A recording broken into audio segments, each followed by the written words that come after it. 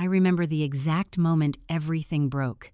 It wasn't loud at first. No shouting, no slammed doors. Just the soft clink of a fork against a wine glass and my father's voice rising over the table like it always did.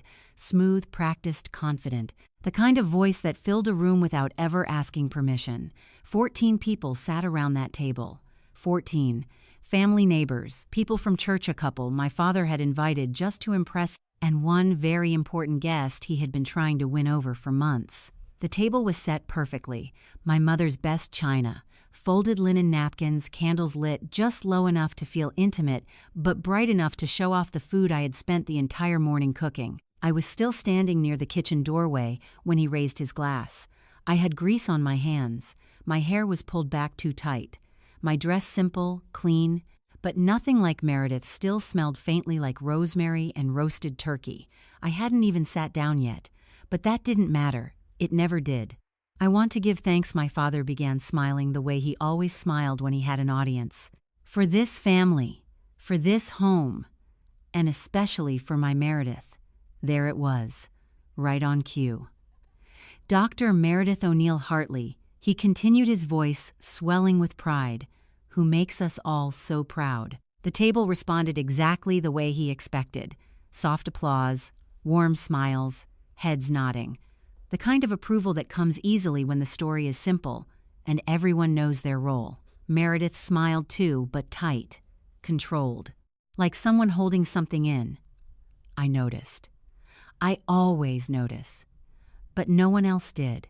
My father let the moment sit just long enough to feel complete. Then he turned his head slightly. Not fully, just enough. And of course, Thea, that pause. That tiny pause he always used. It was never accidental. It was where the comparison lived, where the judgment settled, where I disappeared. Then he said it. "One daughter is a doctor." Another pause. A slight grin forming. "The other one is a maid." He laughed. Not loudly, not cruelly. At least not in the way people expect cruelty to sound. It was worse than that. It was casual. Like it was obvious. Like it was true. A few people laughed with him quick. Uncomfortable laughs that came from habit more than humor. Cousin Ray, Uncle Jim. The kind of laughter that says, "I don't want to be the only one not laughing." But most of the table went quiet. I saw it. The shift. Pastor David looked down at his napkin. His wife pressed her lips together. Someone reached for their glass just to have something to do. And then there was Frank, sitting 3 chairs to my right, watching. Not laughing, just watching. I didn't react. I didn't defend myself. I didn't say a word. Not yet, because under the table a small hand slipped into mine. Cold, tight. I looked down. Lily, my daughter, 8 years old. Her fingers wrapped around mine like she was trying to anchor herself to something steady in a room that suddenly wasn't. She tugged my sleeve slightly. "Mommy." Her voice was soft, but in that silence it carried. I leaned closer. "Yeah, baby," she hesitated. Her eyes moved from me to my father, then back again. Confused, careful. Trying to understand something no child should have to process. Is being a maid bad? The question didn't hit like a shout. It hit like something fragile breaking. Every sound in the room disappeared. Forks stopped mid-air. Glasses hovered just above the table. Even the air felt heavier, like it had nowhere to go. My mother was the first to react. "Oh, Lily, honey," she said quickly, her voice too bright, too rehearsed.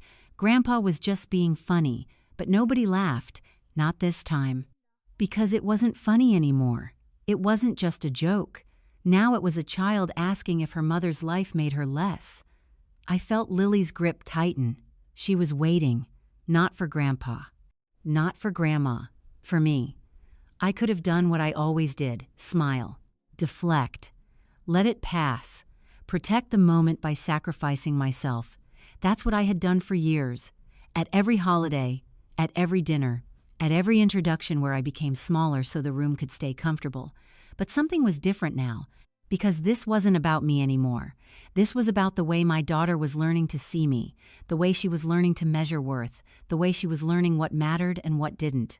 And I realized something in that exact moment. If I stayed silent again, She would remember that. Not the joke, not the laughter, the silence.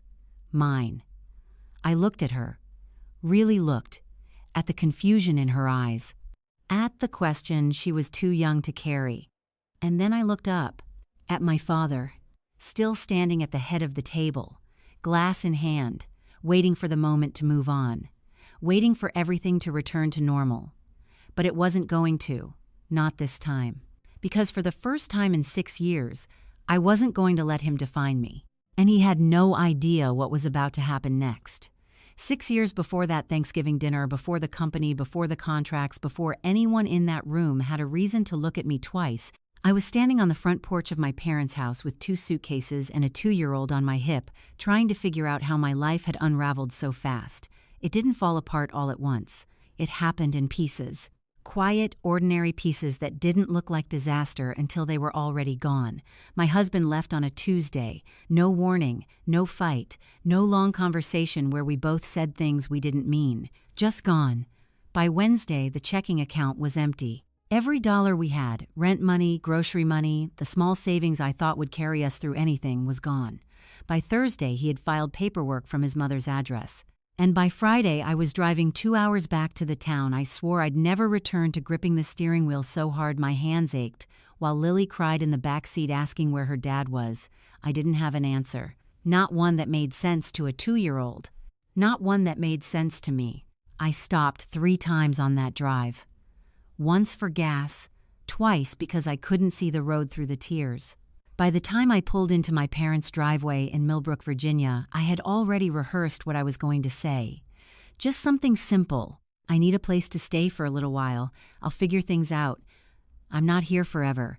I stood there for a full minute before knocking. Lily had fallen asleep against my shoulder, her small body warm and heavy, trusting in a way that made my chest hurt. When the door opened, my father didn't hug me. He didn't ask if I was okay. He didn't ask what happened. He looked at the suitcases first, then at Lily, then at me. "The cottage out back is empty," he said. His tone was flat, practical. "This is temporary. Don't turn it into a habit, that was it. No welcome, no comfort, just terms." I nodded anyway, because I didn't have the luxury of pride anymore. The cottage sat behind the main house, about 300 square feet, 1 bedroom, a kitchenette, and a bathroom, where the hot water lasted exactly 4 minutes if you were careful. There was no lease, no paperwork, no discussion. Just my father's word. At the time, I told myself that was enough. It had to be. Within a week, I started looking for work. Not careers, not opportunities. Work. Anything that paid fast and didn't ask too many questions. A neighbor down the street agreed to watch Lily during the day for cash I didn't really have while I knocked on doors offering to clean. $15 an hour. Cash. No benefits, no guarantees. Just hours traded for survival. I cleaned everything. Bathrooms that smelled like bleach and mildew. Kitchens with marble countertops I was afraid to scratch. Living rooms that looked like magazine spreads where nothing ever seemed to be used, but everything had to be perfect. I scrubbed bathtubs until my fingers wrinkled and stung, mopped floors until my back ached, organized closets for women who had the life I thought I was building before everything fell apart. And every night I came back to that small cottage, picked Lily up, made dinner, and told myself I just needed time. Just a little time. That same month, Meredith finished her dermatology residency. My parents threw a dinner. 20 guests. Catered food. Wine that probably cost more than my weekly earnings. I almost didn't go. I was still at a client's house across town, wiping down a bathroom mirror with one hand while checking the time on my phone with the other, but I went, because some part of me still thought showing up mattered. I arrived late. Of course I did. I walked in through the front door, still smelling faintly of cleaning supplies, my hands dry from chemicals no lotion could fix, and my father saw me immediately. He always did. "Sorry Thea's late," he announced, loud enough for every single person in the room to hear. She was scrubbing someone's bathtub. Laughter. Not loud, not cruel. Just enough to land. I stood there for half a second longer than I should have. Long enough to feel every eye flick toward me and then away again. Meredith didn't say anything. She just looked down at her plate. I walked to the table, sat down, smiled, didn't correct him, didn't explain, didn't defend myself, because I told myself it wasn't worth it, that it was just a comment, that it didn't mean anything, but it did. That was the first time. Not the first time he had ever minimized me.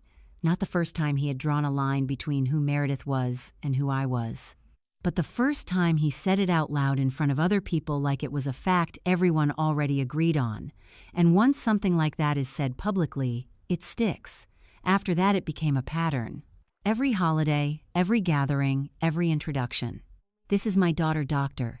Meredith O'Neill Hartley. Pride, clarity, status. And this is Thea. No context, no recognition, no story, just a name that didn't carry anything worth mentioning. Sometimes he added more. Little comments. Jokes that sounded harmless if you didn't listen closely, but I always heard them because they were about me and because they were always true enough to avoid being challenged. I was the one who moved back home, the one who cleaned houses, the one who didn't make something of herself. At least not in the way he understood. My mother never corrected him, not once.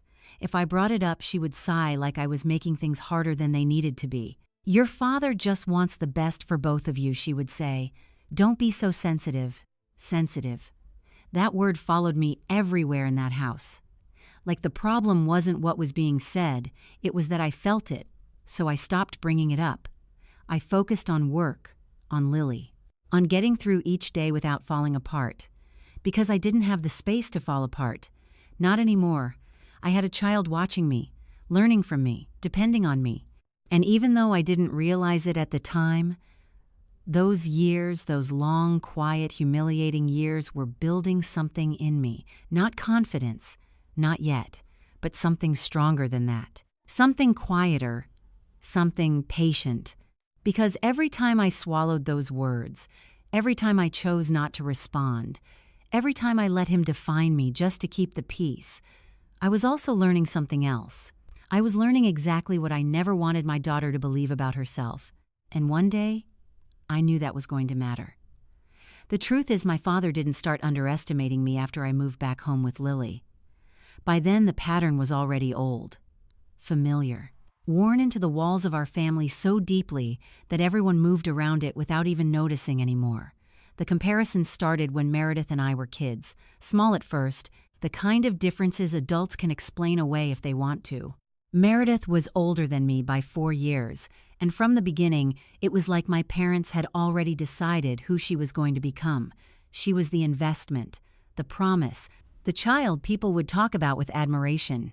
When Meredith started high school, my father hired an SAT tutor, not because she was struggling, because he wanted her ahead. He paid for summer academic programs, college prep workshops, campus tours at Duke and UVA. I remember those trips because sometimes my mother would come home carrying brochures and leave them spread across the kitchen counter like sacred objects. Future, potential, opportunity. That was the language around Meredith. When it was my turn, things sounded different. Practical, smaller, cheaper. I was sitting at the kitchen table the day my father told me community college made the most sense. He had one hand around his coffee mug. Didn't even look uncomfortable saying it. Community college is plenty for someone like you. Someone like you. I still hear those words sometimes. Not because they were the cruelest thing he ever said, because of how ordinary they sounded to him. Like it was obvious. Like it didn't even require explanation. I wanted to ask what that meant. Someone like me. Less ambitious, less intelligent, less worth the risk. But I already knew how those conversations went. If I pushed back, I was dramatic. If I got upset, I was sensitive. So I nodded. Acted like it made sense. Then figured it out myself. I went to Blue Ridge Community College, paid for every semester on my own, waitressing during the week, babysitting on weekends, cleaning the church on Sunday afternoons after service ended, and everyone else had gone home. I studied at night when I was too tired to focus, drank cheap coffee, wrote papers between shifts, graduated in 2 years with honors. Honors. I had imagined that word meaning something when the day finally came, that maybe my parents would see it and reconsider everything they thought they knew about me. My graduation ceremony was on a warm Saturday morning in May. I kept checking the entrance while people found their seats, families carrying flowers, parents holding cameras, my name printed in a program I folded and unfolded so many times the edges softened. Every time the doors opened, my chest lifted, then settled again. Nobody came. Not my father, not my mother, not Meredith. Afterward, I sat in my car, still wearing my cap and gown, staring at the steering wheel while the parking lot slowly emptied around me. I told myself they were busy, that something must have come up, that there had to be a reason. Later that night, Meredith called, not to congratulate me, to ask if I could help watch her dog the following weekend. Life in our family had a way of moving forward like nothing happened.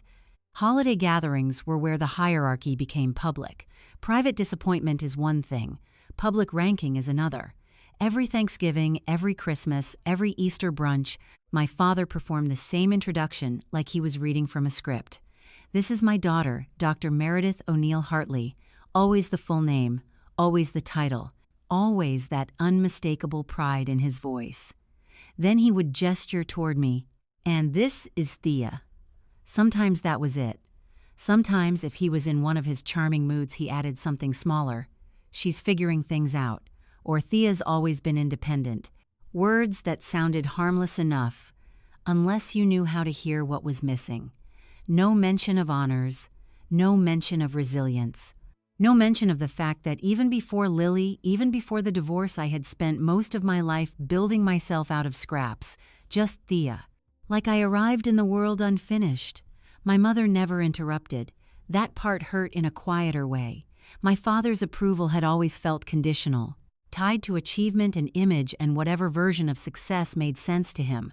But mothers are supposed to be different. At least that's what I used to believe. When I tried talking to her about it once, I must have been 24, maybe 25, she stood at the kitchen sink, rinsing dishes while I spoke. I remember because she never turned around. I feel like Dad only sees Meredith, I said carefully. The water kept running. My mother sighed. Your father just worries about your future. That's not what this feels like. Now she turned slightly, drying her hands. Thea, not everything is an attack. There it was again. That same family translation. Pain became overreaction. Patterns became imagination. And somehow the problem was always the fact that I noticed. Meredith and I rarely talked about any of it. Not honestly. There was too much history sitting between us. Too many years spent inside roles neither of us had chosen. Golden daughter, other daughter. Still, I used to watch her during family dinners. The way she went quiet when Dad made comments about me. The way her eyes dropped to her plate.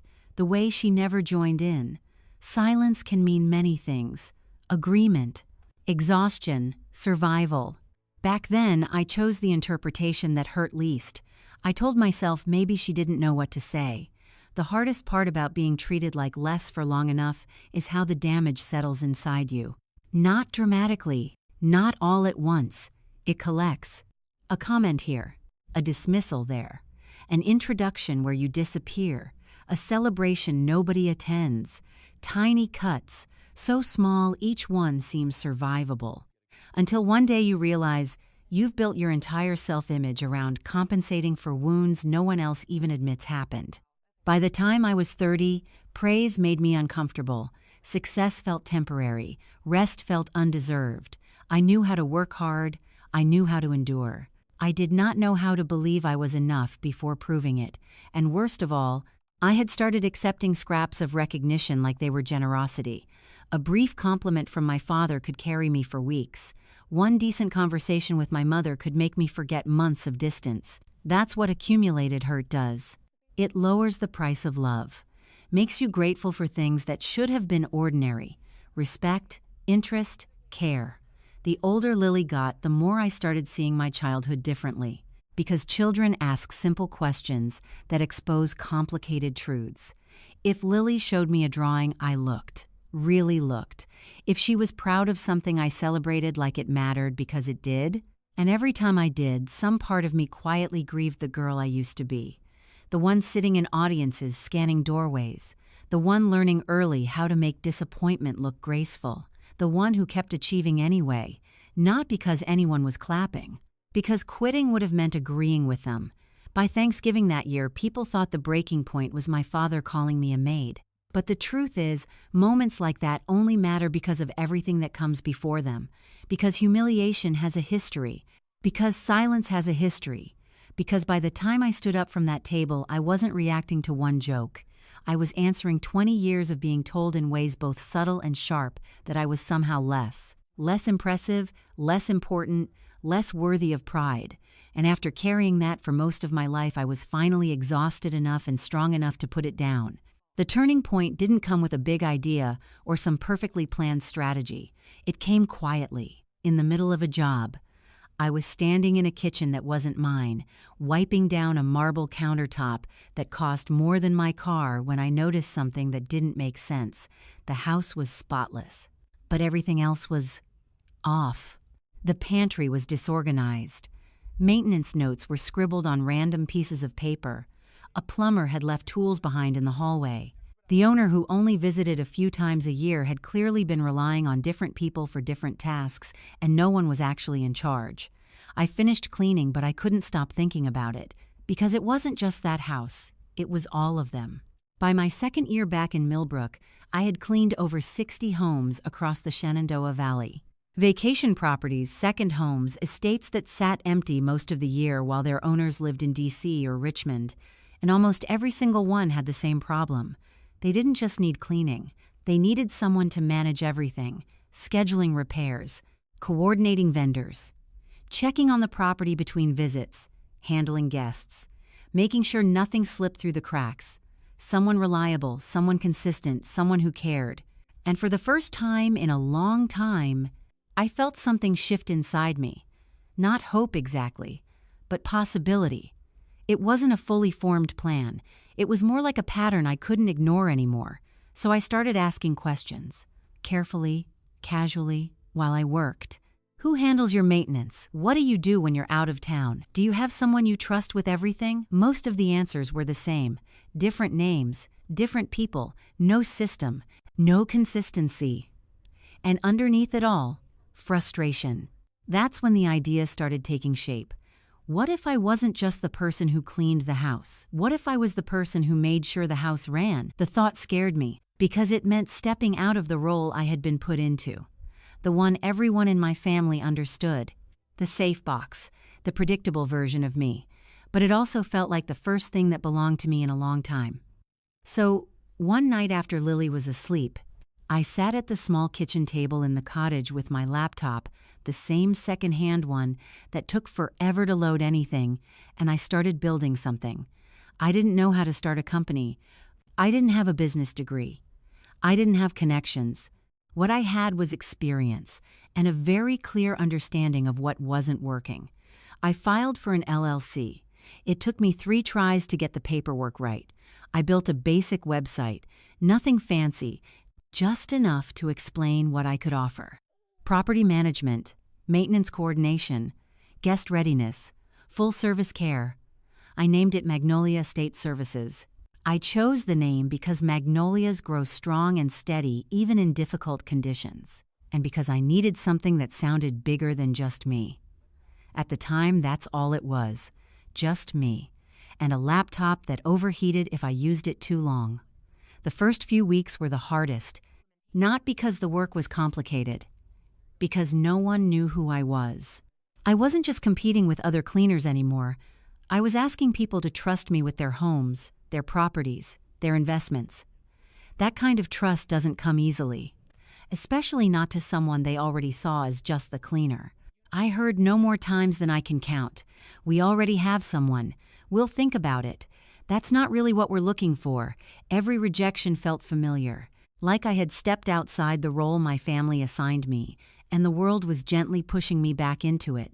But I kept going, because I didn't have another option. Because going back wasn't really going back, it was staying stuck. Then one client said yes, just one. A woman who owned a lake house she barely visited. She didn't need convincing. She needed relief. Can you just handle everything she asked? Yes, I said. Even though I hadn't done all of it before, even though I wasn't completely sure how, I figured it out. Every detail, every schedule, every problem. I showed up early, stayed late, answered calls immediately, handled things before they became issues. And within a month, she referred me to someone else, then another. That's how it started. Not with a breakthrough, with trust, built one house at a time. The first 3 contracts came in the same month. They weren't huge, but they were real, consistent, enough to prove that this wasn't just an idea anymore. It was something that could grow.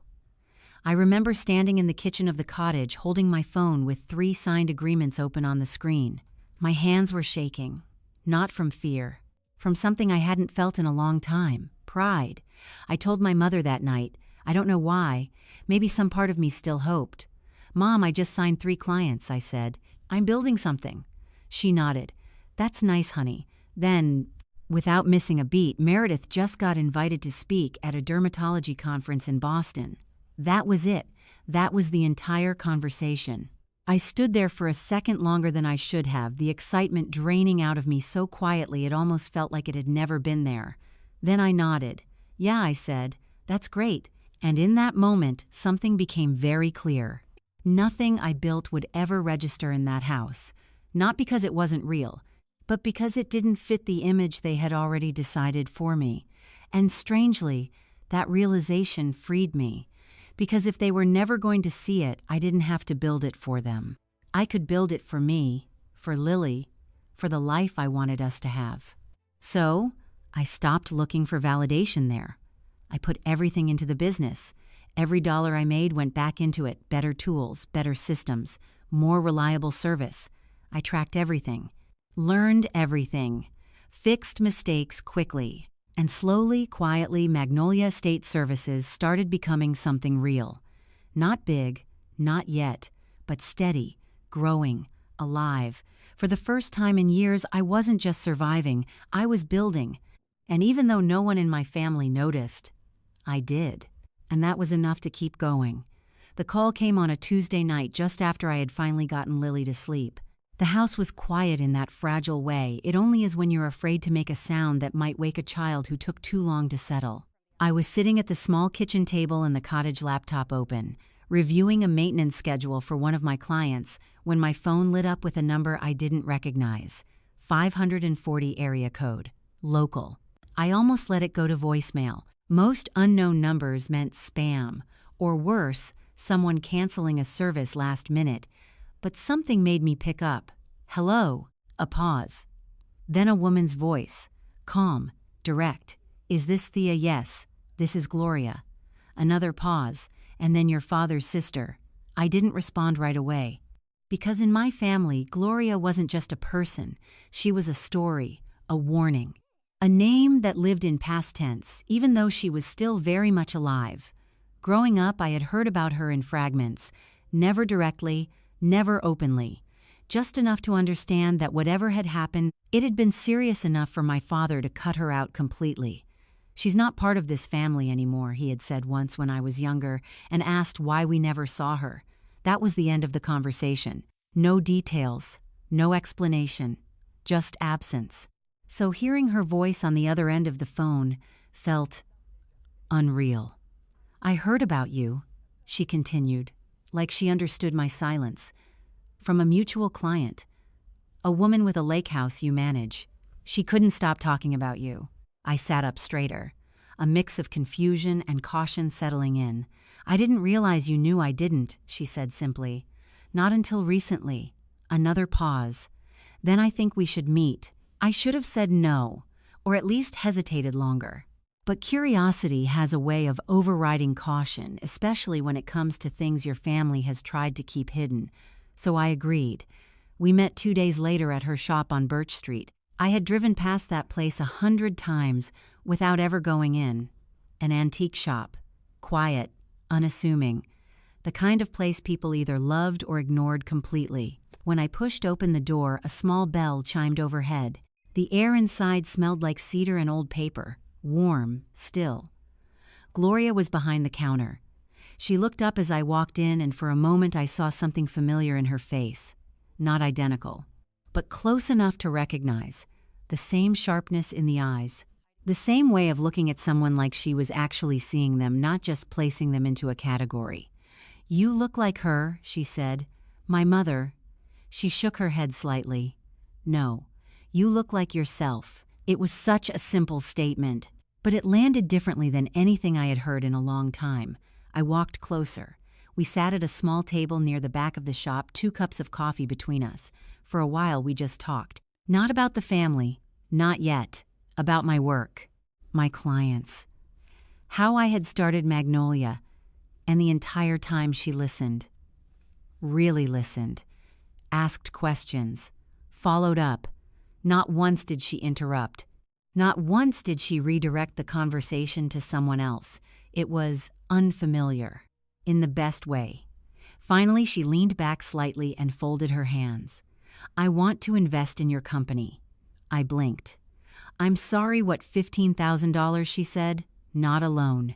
Equity." The number hit me first, then the meaning, then the reality of what she was offering. I stared at her.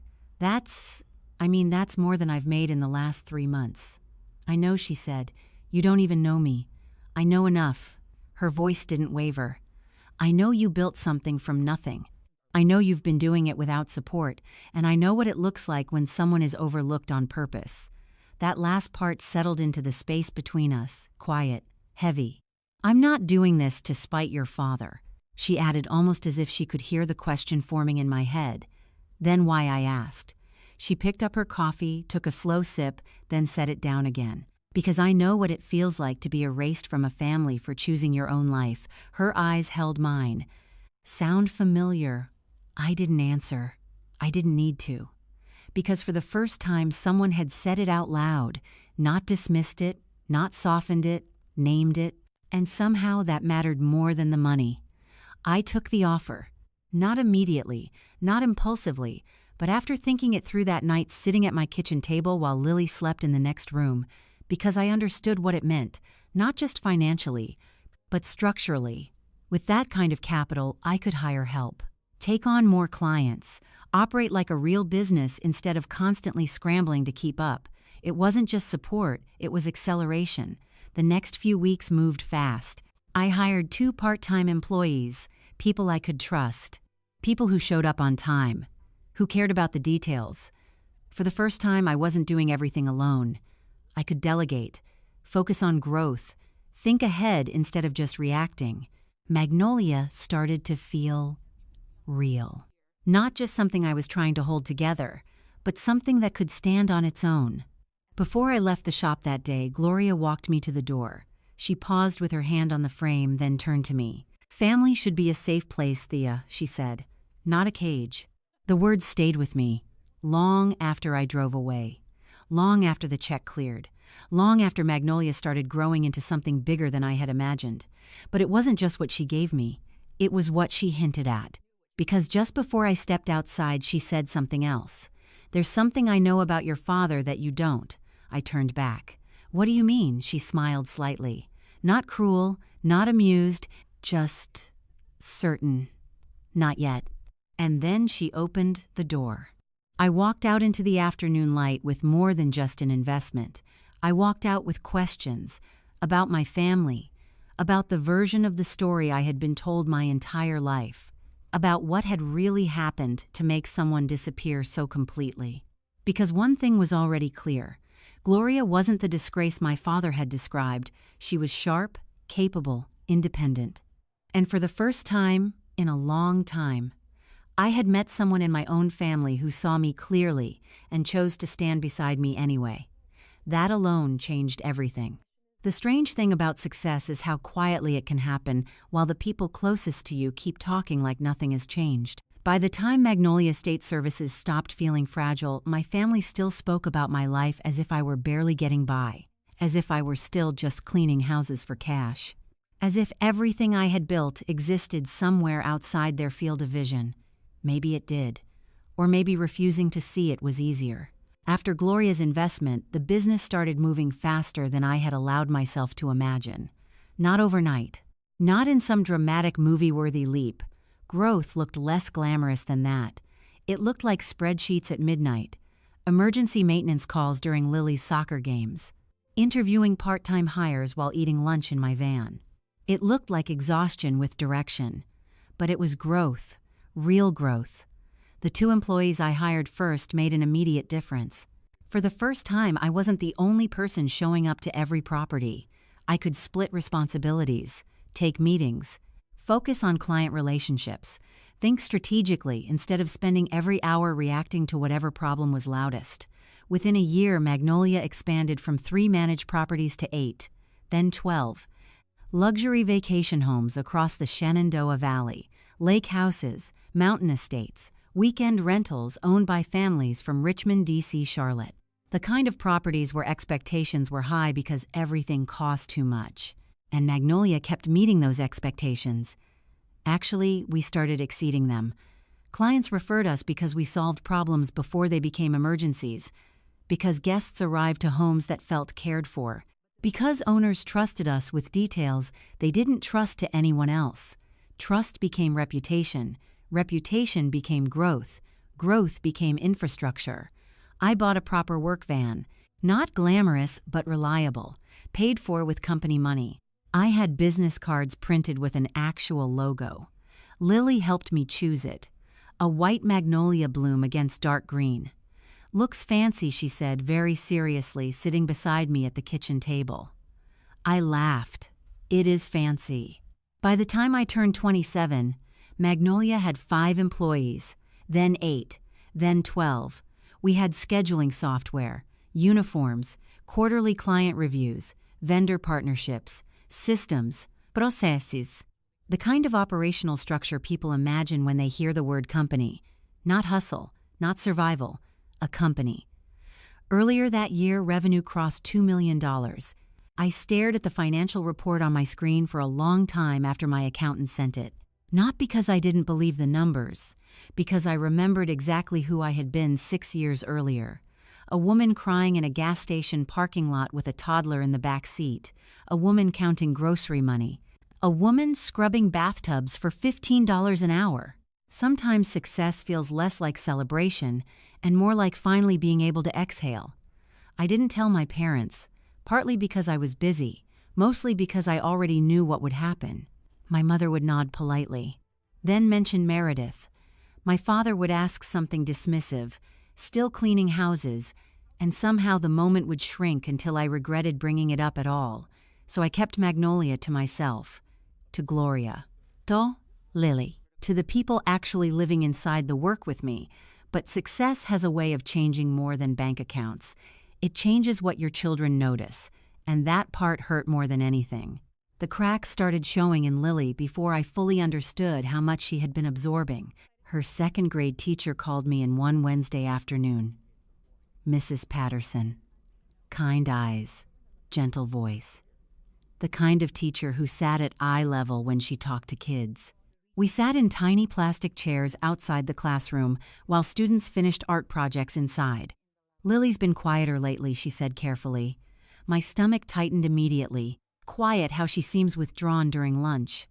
Mrs. Patterson hesitated. Some of the other kids were talking about what their parents do for work.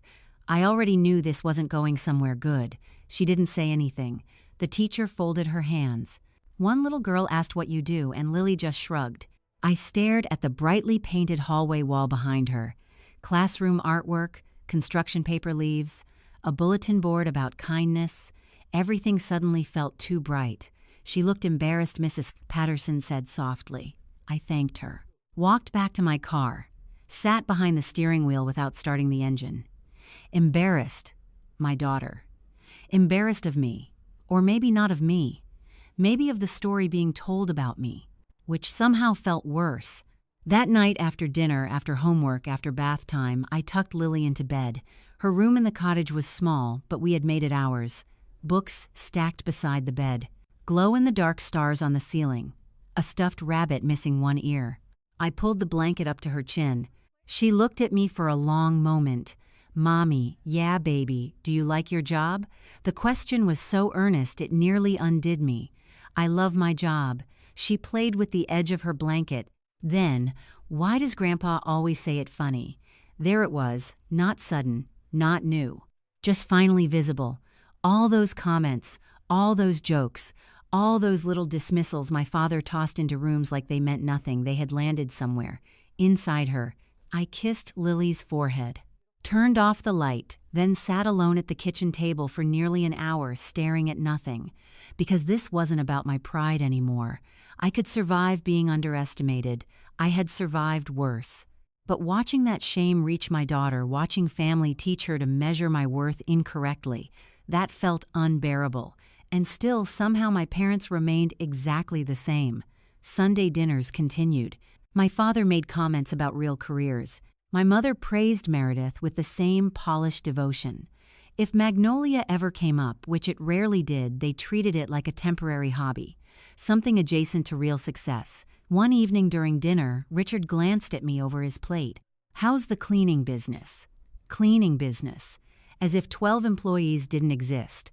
As if contracts and payroll and revenue were imaginary. "It's going well," I said evenly. He nodded once. "Hard work builds character." Then turned to Meredith. "So when's your next conference?" That was the entire exchange. My life reduced to a placeholder before the real conversation resumed. Meredith noticed more now. I could feel it. See it in the way she watched these moments happen. But noticing and interrupting are different things. And old family roles are hard to break even when everyone quietly understands they're broken. The hardest part was realizing success hadn't changed my value inside that house. Not because success shouldn't matter, but because I had spent so many years believing achievement might finally earn me a different kind of love. Respect, recognition, pride. Instead, Magnolia kept growing. And my parents kept talking to me like I was still standing where I used to be, which forced me to face something uncomfortable but necessary. Their version of me had never been based on facts. It wasn't waiting for updated information. It was chosen, protected, maintained because it served something in them. Maybe comfort, maybe control. Maybe the family story only worked if Meredith stayed on top and I stayed beneath her.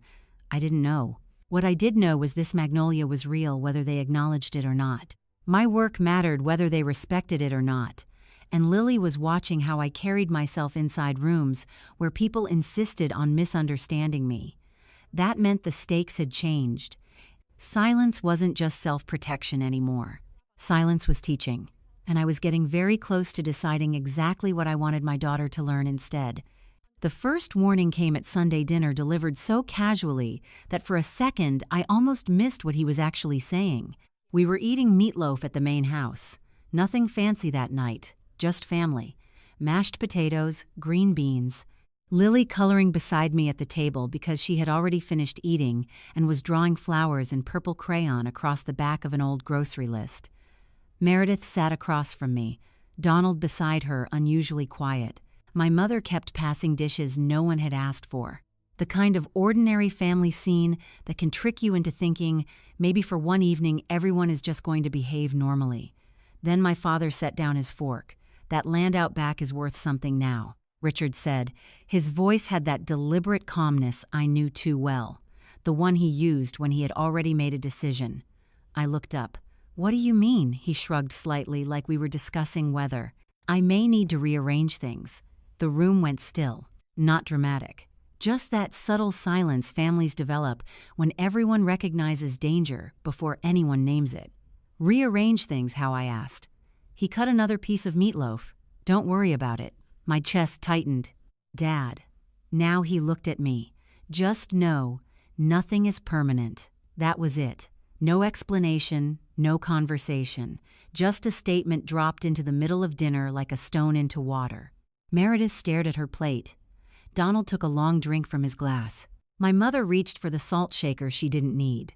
Nobody said anything, because in my family when Richard O'Neill spoke like that, the silence around him became part of the message. Later that night, after Lily was asleep, my phone rang. "Mom." I almost didn't answer. Something in me already knew this wasn't going to help. Patricia's voice came through strained and too careful. "Someone came to look at the property last week." I sat up straighter in bed. What a developer. The word hit hard, cold, sharp. What developer? A pause. "I don't know the details," which meant she absolutely knew some details. "Your father handles these things." I pressed my fingers against my forehead. "Mom, are they selling the land?" Another pause. "Longer this time? It's probably nothing." Her voice lowered. I shouldn't have mentioned it. Then she hung up. Just like that. Leaving panic sitting in the room with me, I looked around the cottage. Lily's backpack hanging by the door, laundry folded on the chair, the mug I forgot to wash in the sink. Home, small, imperfect, temporary apparently. But home? And suddenly I could feel how fragile all of it really was. No lease. No legal protection. Just my father's permission stretched across 6 years until I had started mistaking it for stability. The next morning I started looking at rentals, quietly, carefully. Something near Lily's school. Somewhere we could afford without pulling too much money out of Magnolia while I was still scaling operations. Millbrook's housing market had always been tight. 3-bedroom rentals near Jefferson Elementary were rare. The few available cost more than I wanted to spend. Still, I kept looking. Because uncertainty feels different once it gets named. Within a week, my mother found out. Of course she did. Small towns leak information like cracked pipes. The realtor I had called was her friend's daughter. My phone rang at 8 in the morning while I was reviewing staff schedules. "You're looking at apartments. No hello, no context, just accusation." My mother sounded breathless, wounded, like I had betrayed her somehow. "I'm being practical, Mom. You're taking Lily away from us." I closed my eyes. There it was, not concern for me, not even pretending this was about housing. Straight to guilt. "I'm not taking anyone away. Your father will be devastated." The irony of that almost made me laugh. Devastated. Richard, who had just implied my home could disappear at any moment. Richard, who communicated life-changing decisions like calendar updates. But Patricia kept going. "After everything we've done for you." That sentence. The family favorite. A debt constantly referenced, never clearly defined. I wanted to ask what exactly they believed they had done. Offered shelter with conditions, turned dependence into leverage, humiliated me at holidays, but arguing with my mother was like trying to hold water. Nothing stayed where you placed it. That evening my father called. No build-up, no softened edges. "If you move out," he said, "you're on your own completely." I stood frozen in the Magnolia office, phone pressed tight against my ear. What does that mean? It means don't expect babysitting. His voice remained perfectly flat. Don't expect weekends with Lily. My throat tightened. Dad, don't expect Thanksgiving invitations either. There it was. The real pressure point. Not money, not logistics. Connection.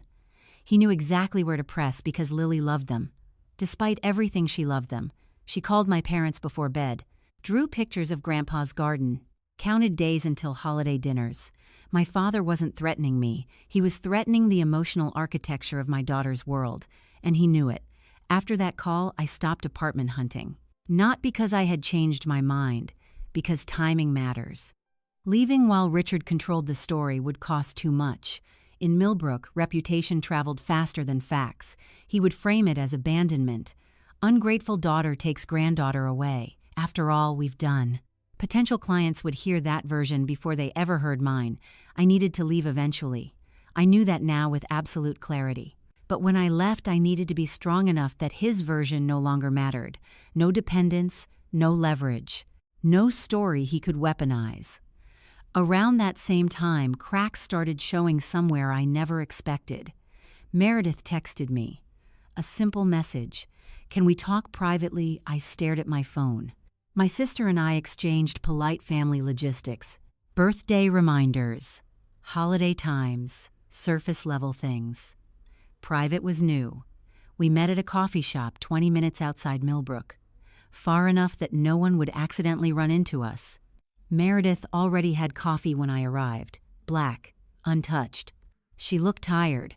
Not physically exactly. More like someone holding herself together very carefully. "Donald wants a divorce."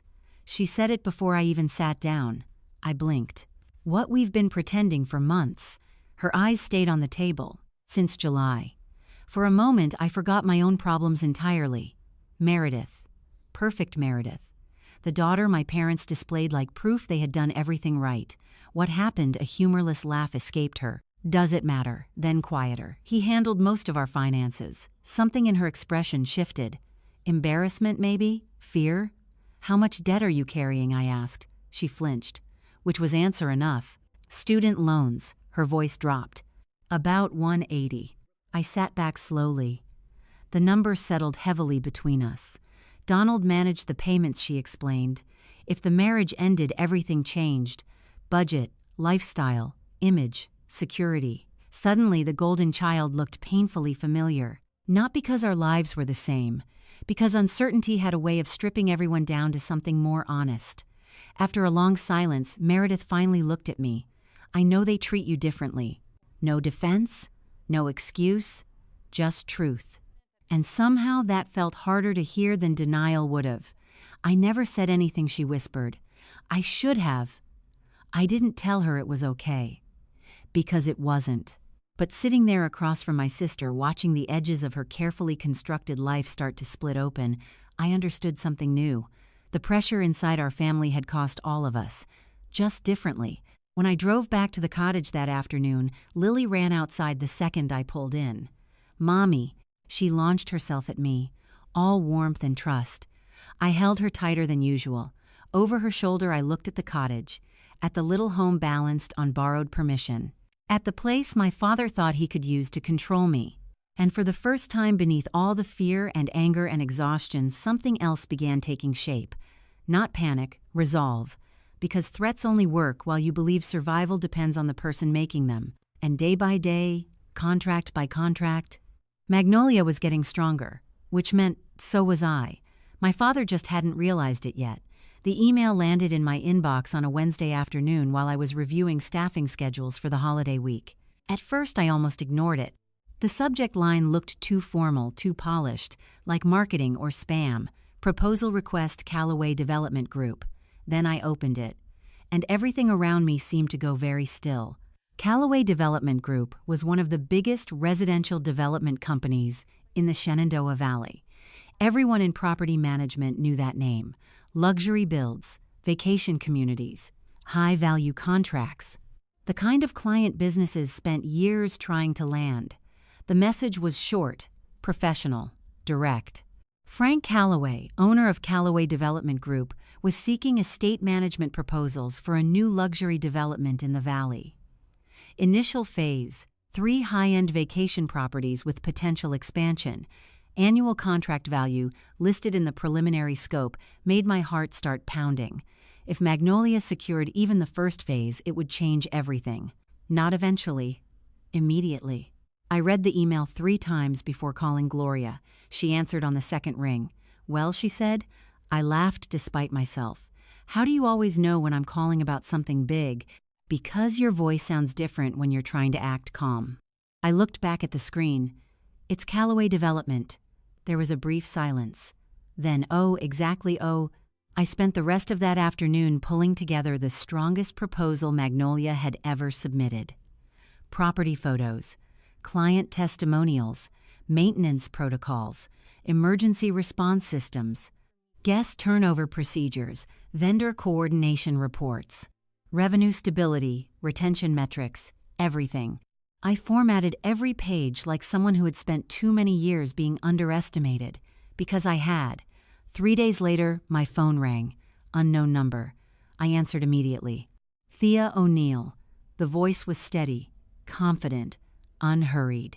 This is Frank Callaway. I stood up without realizing it. Hi, Mr. Callaway. Frank is fine.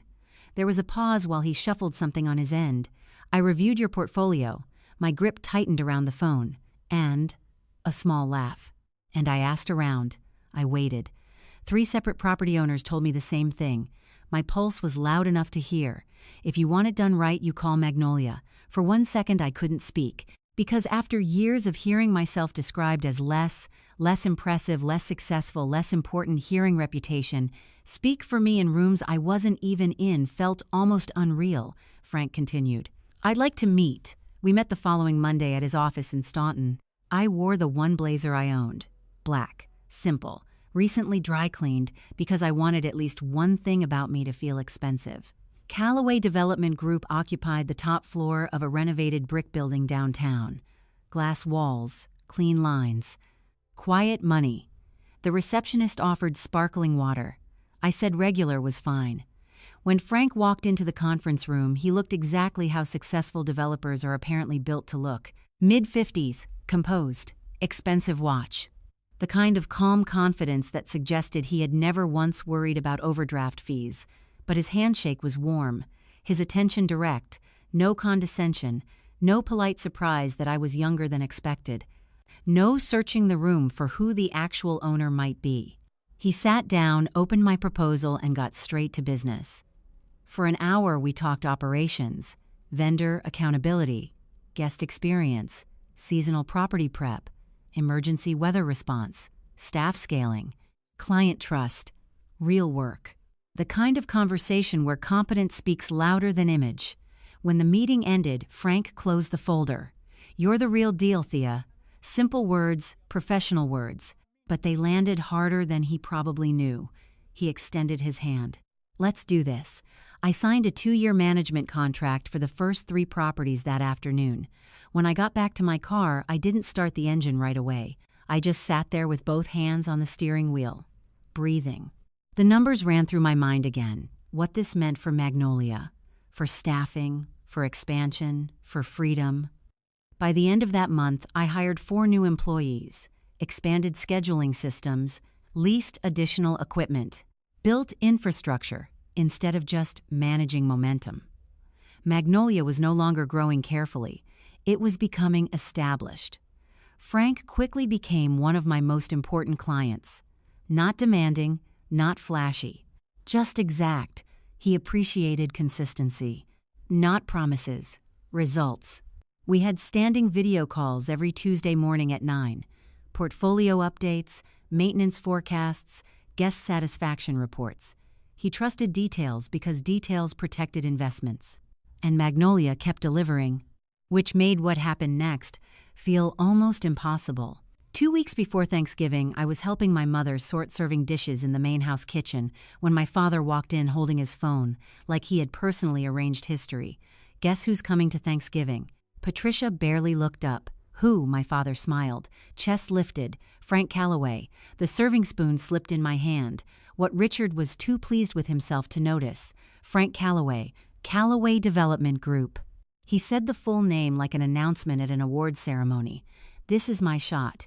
My mother finally looked interested. "For the land," Richard nodded. "Good food, good wine, strong impression." He grinned. "By New Year's, the deal is done." I stood perfectly still beside the counter, because suddenly 2 completely separate parts of my life had collided, violently. Frank Calloway, my client, the man whose development properties Magnolia had managed for 2 years, the man who trusted my company with the significant part of his regional portfolio, and my father had absolutely no idea. He kept talking. The man's sharp, knows value when he sees it. I almost laughed.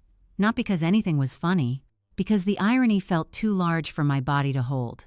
My father had spent 6 years refusing to ask the name of my company, never visited my office, never once Googled Magnolia, never cared enough to understand what I actually did, so of course he didn't know. As far as Richard O'Neill understood, Frank Calloway was simply a wealthy developer he hoped to impress, not the client whose business had helped secure my future. Not the man professionally praising work Richard still mocked at family dinners. I excused myself as calmly as I could, drove straight back to the cottage, and called Gloria. "Frank Calloway is coming to Thanksgiving." A brief silence, then well. That one word carried far too much amusement. "Dad invited him," I said. "He's trying to sell the land." Gloria exhaled slowly. "This is going to be interesting." I sat down heavily on the couch. "What do I do?" "Nothing," I frowned. "What the truth has a way of showing up on its own, Thea." I stared across the room where Lily was coloring at the coffee table. "What if it doesn't?" Gloria's voice softened. "Then you decide when to help it." Before hanging up, she added one more thing, almost casually. "I have my own Thanksgiving plans this year." I should have asked what she meant. Instead, I spent the next several days preparing for Thanksgiving like always. Cooking schedules, guest lists, extra groceries. Patricia assigning responsibilities as if hosting 14 people magically happened by itself.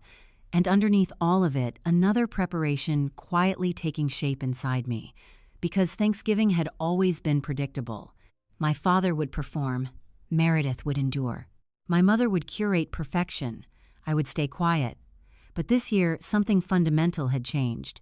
Not because Frank was coming, not even because Magnolia had succeeded, because for the first time in 6 years, I understood something clearly enough to feel it in my bones. If everything fell apart, if the cottage disappeared, if my father sold the land, if Thanksgiving exploded into exactly the disaster it seemed to be approaching, I would survive it.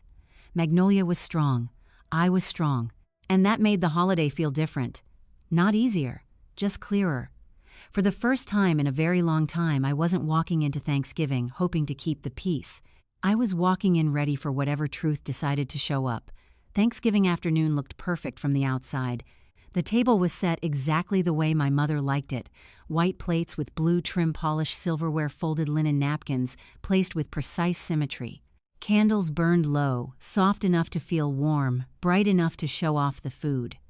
The food I had spent hours preparing.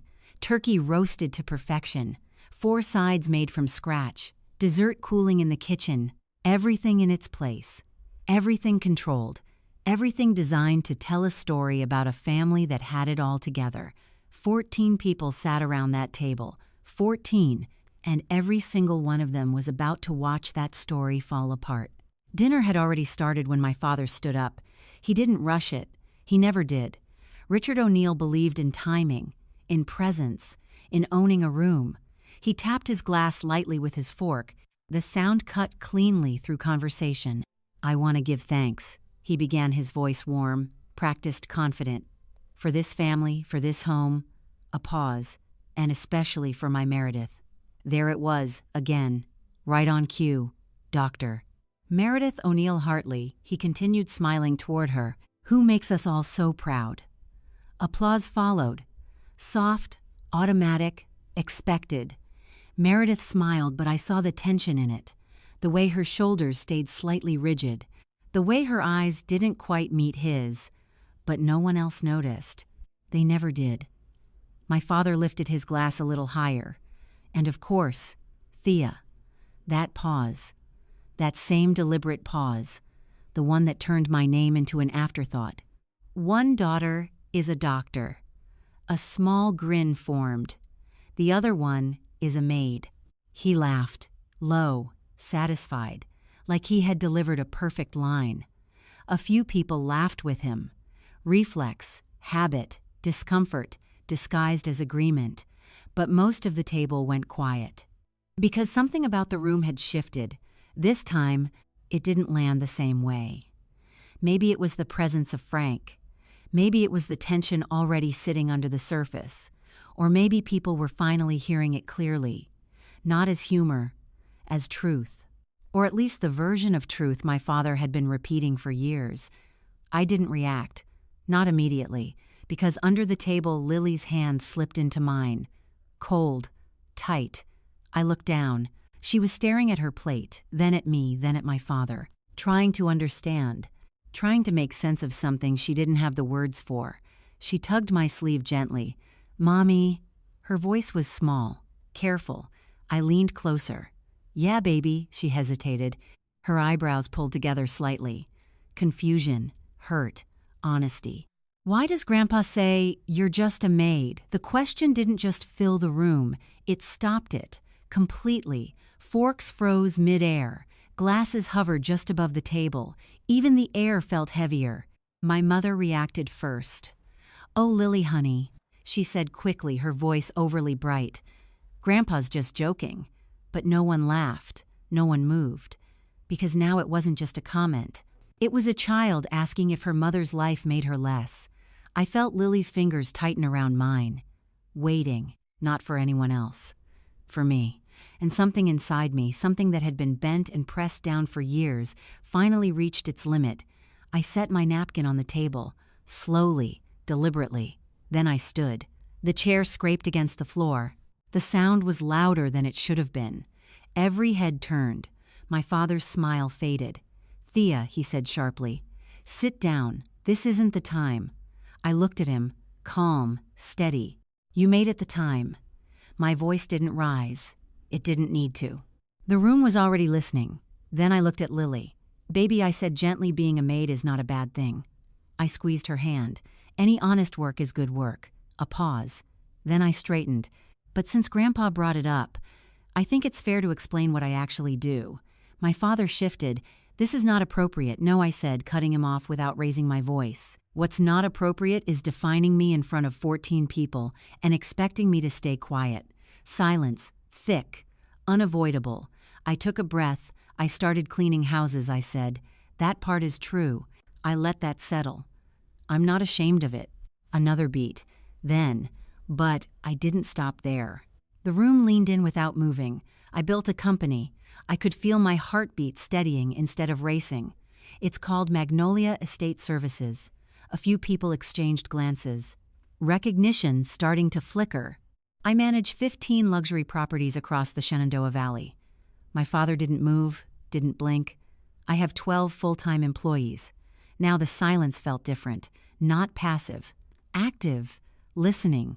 "And last year," I said, holding his gaze, "my company generated $2.3 million in revenue." No one spoke. No one moved. It was like the entire table had to recalibrate what they thought they knew. My father's face lost color. Slowly. Visibly. His mouth opened slightly. Closed. Opened again. But nothing came out. My mother tried to recover. "Thea, why are you making a scene?" I shook my head slightly. "I'm not making a scene." I glanced at my father. "I'm finishing his toast." And that's when I heard it. A glass being set down. Carefully.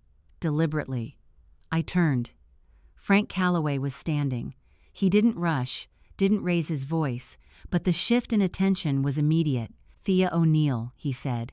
Every eye in the room moved between us. "You're the owner of Magnolia Estate Services."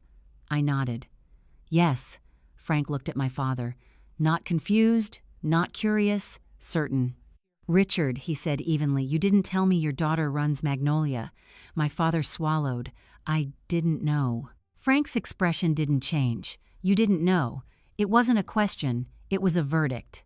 "She's been managing my Shenandoah portfolio for 2 years. A ripple moved through the table. 3 properties. Full-service contracts. She's one of the best operators in this region. No embellishment, no exaggeration, just fact." My father gripped the back of his chair. "You told me last week your younger daughter was between jobs," Frank continued. The room inhaled. Collectively, between jobs. The phrase echoed like something fragile breaking. My mother tried again. "We always knew Thea was hard-working." Frank didn't look at her. "You invited me into your home," he said quietly to my father. "You introduced your daughter as a maid." A pause. "And she's the person I trust, with assets worth more than this entire street." No one spoke. No one moved. The performance my father had perfected for decades collapsed in seconds. Not loudly. Not dramatically. Just gone. Stripped away by truth. I didn't feel triumphant. I didn't feel vindicated. I felt something quieter, something steadier, like a weight I had been carrying for most of my life had finally been set down. Lily tugged my hand again. I looked down. Her eyes were wide. "Mommy," she whispered. "Is that the man from your Tuesday calls?" I smiled. Softly. "Yes, baby." And for the first time in that house, in that room, in that story, there was nothing left to explain. No one knew what to do after that. For years, my father had controlled every room, simply by deciding what version of the story would be told inside it. Who mattered? Who impressed people? Who got introduced with pride? Who got reduced to a punchline? And now, for the first time in my life, that control was gone. Not challenged, gone. The silence after Frank sat back down felt almost unreal. Heavy and shapeless, like the entire dining room had been emptied of oxygen. My mother looked around the table with the strained expression of someone trying to locate the version of events she could still manage. There wasn't one. Not anymore. Cousin Ray suddenly found the mashed potatoes fascinating. Pastor David kept both hands folded in his lap. Donna Calloway reached quietly for her wine glass.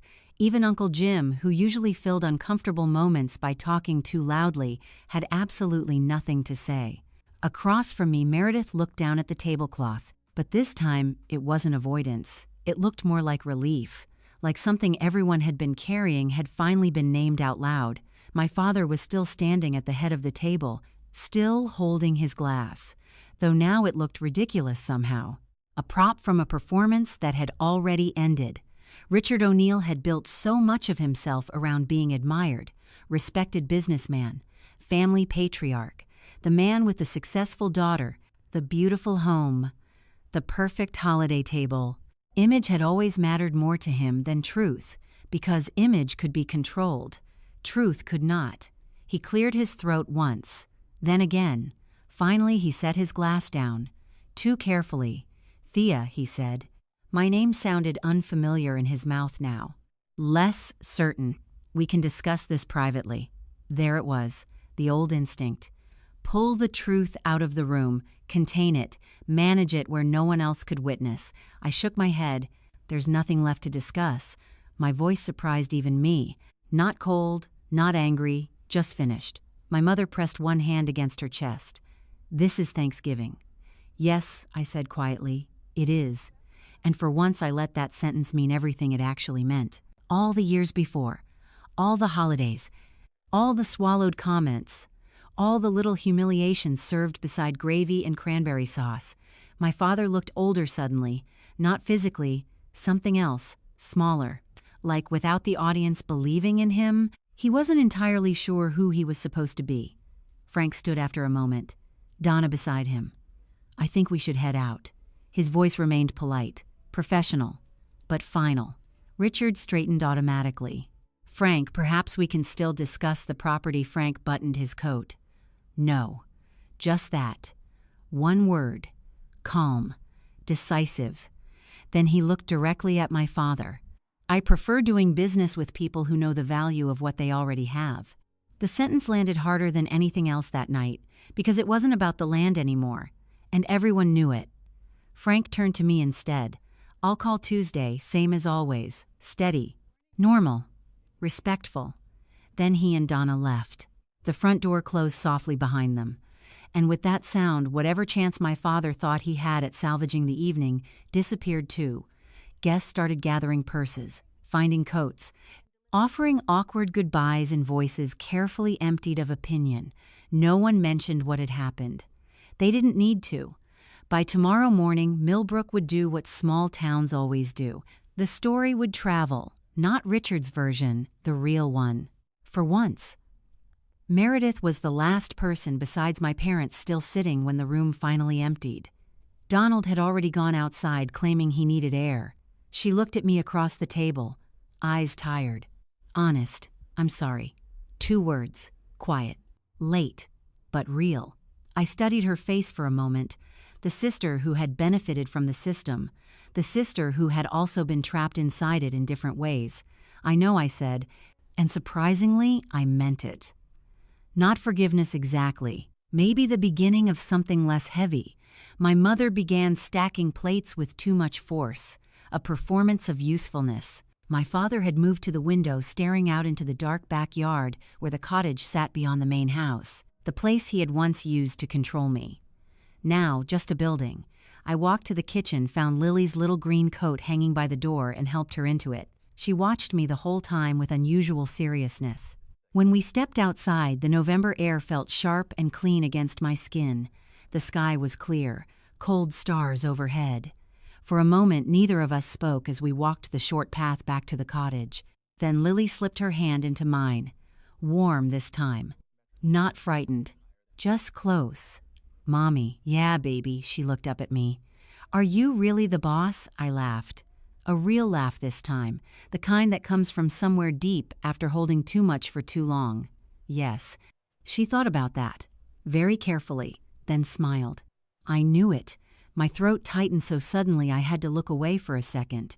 Back inside the cottage, I helped her change into pajamas, read half a chapter of her favorite book, tuck the blanket around her shoulders. Tonight she wanted the stuffed rabbit and the blue night light, specific comforts for a strange day. Before I turned off the lamp, she touched my wrist. "Mom," I leaned closer. "I'm proud of you." Children say things so plainly. No performance, no strategy, just truth exactly where it lives. I kissed her forehead because I couldn't trust my voice right away. After she fell asleep, I sat alone on the little porch outside the cottage, wrapped in an old blanket. The main house glowed in the distance. Warm yellow windows. From here it looked peaceful. You'd never know what had cracked open inside. A screen door creaked softly behind me. Gloria stepped out, carrying 2 mugs. Of course she had come. Apparently, during dessert chaos, she had arrived quietly through the side entrance, assessed the emotional wreckage, and decided to give everyone space. Very Gloria. She handed me 1 mug, tea, chamomile. We sat in silence for a minute. Then she said, "How do you feel?" I considered lying, saying victorious, relieved, something neat and satisfying. Instead, I told the truth, tired. Gloria smiled gently. "That means you finally stopped carrying something."